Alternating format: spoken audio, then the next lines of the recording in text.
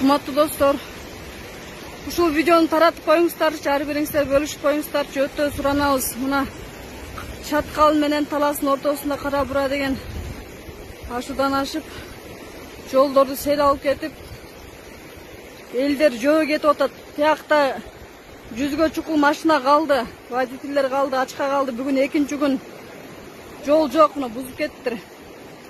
Ушундайдан 3төн өттүк, мол 3-чүсү. Дагы бул жакта 18-17 ушундай жол бар деп атат. Таласка жөө кетип атабыз.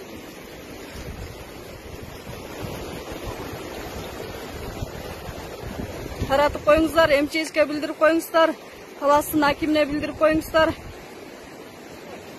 Чаткалдын акимине жеткирип коюңуздар, МЧСтерге жеткирип коюңуздар. Чоң сураныч. Бул жакта 100дөн ашык эл калды. Кыйласы кетти, жарымда кетип атат. Машинада балалуулар калып калды дагы. Эмчектеги балалуулар. Инсульт алып, скорый менен келаткан больнойлор бар аркада.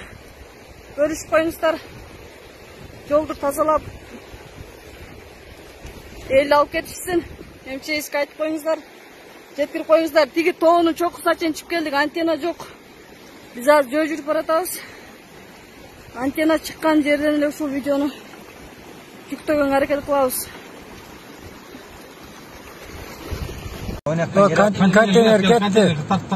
Контейнер кетти. Контейнер тарт, арт көрүп коюн, контейнерге. Туруп кой.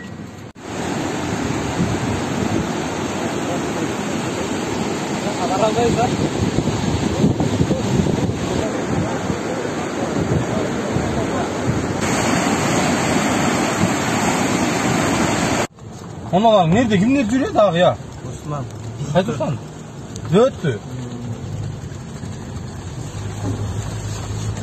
Nerede аз но жарды полный алып, мына бир кете албайм.